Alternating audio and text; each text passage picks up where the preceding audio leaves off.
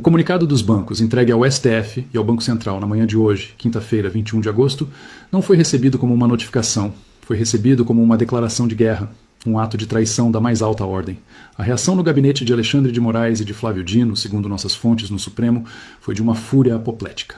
A crônica das horas que se seguiram é a de dois tiranos provando do próprio veneno. Alexandre de Moraes, o homem acostumado a bloquear as contas de seus inimigos com uma única canetada, agora descobria que suas próprias contas e as de sua família estavam congeladas.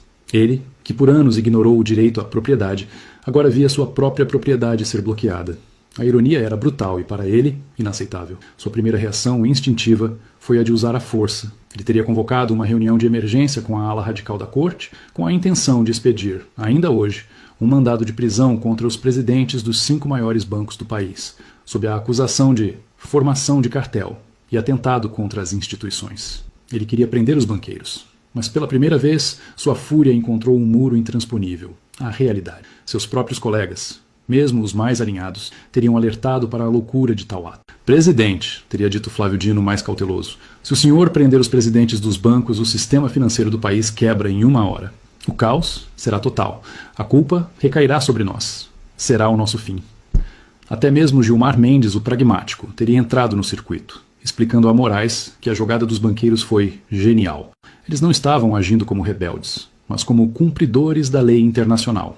Qualquer ataque a eles seria visto em Washington e na Europa como a prova final de que o Brasil se tornou um regime pária, acelerando ainda mais as sanções externas. Encurralado, impotente, humilhado, Alexandre de Moraes, pela primeira vez, não tinha para onde atirar. Sua caneta, antes a arma mais poderosa da República, agora era inútil contra as regras de compliance de um banco em Nova York. A sua tirania funcionava apenas dentro das fronteiras do Brasil. E os banqueiros, ao se alinharem com o poder global, haviam encontrado o escudo perfeito. O que se desenha para o resto do dia de hoje é um cenário de paralisia. O sistema está em xeque. A decisão de Dino, que era para ser uma demonstração de força, se tornou o maior tiro no pé da história recente do STF. E a rebelião dos banqueiros, que nasceu como uma reação de sobrevivência, se transformou na mais poderosa ofensiva já vista contra a ditadura da toga. A Faria Lima, o coração do capitalismo brasileiro, acabava de se tornar a nova linha de frente na luta pela liberdade. O caos instalado no Supremo Tribunal Federal, na tarde de hoje, quinta-feira, 21 de agosto, transbordou rapidamente para o Palácio do Planalto, gerando a crise mais grave e existencial do governo Lula.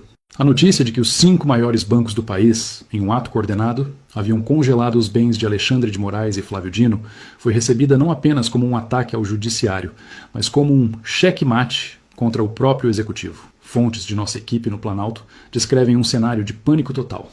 O presidente Lula, que contava com o STF como seu escudo e sua espada, agora via seus generais mais poderosos serem neutralizados pela única força que ele não podia controlar, o capital. Uma reunião de emergência, que ocorreu no meio da tarde, teria colocado o presidente e seu ministro da Fazenda, Fernando Haddad, em lados opostos. Haddad, com a visão pragmática da economia, teria apresentado o quadro apocalíptico. E eu cito a essência do que ele disse. Presidente, a rebelião dos banqueiros não é um blefe. Se não for contida, levará a uma fuga de capital em massa, à explosão do dólar e ao colapso da credibilidade do Brasil. Em 24 horas, o senhor não terá como pagar suas contas. O que está em jogo aqui não é a ideologia, é a sobrevivência. Precisamos de uma solução que não quebre o país. Lula, por outro lado, estaria encurralado por sua própria aliança. Romper com Moraes e Dino significaria perder o controle sobre o judiciário, a máquina de perseguição que até então lhe garantia a governabilidade. Mas não romper significaria o fim de seu governo pela via econômica. A crônica das próximas horas será a de um governo paralisado, forçado a assistir enquanto o poder real muda de mãos. O poder, que por tanto tempo esteve concentrado nas canetas de Brasília, agora retornava para as calculadoras da Faria Lima. E a prova disso é que o presidente, a contragosto, teria cedido à visão pragmática de Haddad. O governo, que por tanto tempo se aliou à tirania para perseguir seus opositores, agora se via forçado a fazer uma escolha. A lealdade a Moraes, que era baseada no medo, evaporou. O próprio presidente Lula, em sua busca pela sobrevivência, teria se voltado contra seu antigo aliado. O que se desenha nos bastidores é a busca desesperada por um mediador. O governo, sem ter como reagir, agora precisa de alguém para costurar os termos da rendição. O nome que surge, ironicamente, é o do presidente do Senado, Rodrigo Pacheco, um político que eles desprezavam, mas que agora se torna a única saída honrosa para a capitulação. A queda do sistema não é mais uma questão de se, mas de quando. A noite de hoje, quinta-feira, 21 de agosto, cairá sobre Brasília com a certeza de que o poder mudou de mãos. A rebelião dos banqueiros, um ato de sobrevivência transformado em uma ofensiva letal, foi o golpe de misericórdia em um sistema que já agonizava, encurralado pela pressão dos patriotas e de seus aliados internacionais. A guerra de palavras, de canetas e de poder político que por tanto tempo nos assombrou foi decidida, no final das contas, pelo poder mais antigo e mais real de todos, o dinheiro. O que assistiremos nos próximos dias, segundo nossas fontes, será o desfecho inevitável desta saga. O governo, sem poder econômico, sem apoio político e sem a força de seu braço armado no judiciário, será forçado a capitular. A solução, que já está sendo negociada nos bastidores pelo presidente do Senado, passará necessariamente pela anulação da decisão tirânica de Flávio Dino e pela aposentadoria antecipada dele e de Alexandre de Moraes. Será a única forma de acalmar a Faria Lima, o agro, a indústria e de restaurar a mínima credibilidade para que o Brasil não quebre. A crônica da rebelião dos banqueiros é a maior de todas as histórias de esperança para quem acredita na força do livre mercado e na sanidade econômica. Ela prova que, no final das contas, a ideologia não paga as contas. A realidade sempre se impõe.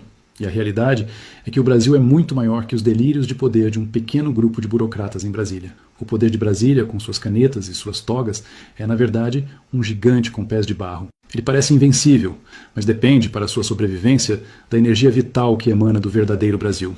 O Brasil, que planta, que constrói, que emprega, que inova. Quando o Brasil que produz decide, de forma unida e estratégica, fechar a torneira, a máquina de Brasília para de funcionar.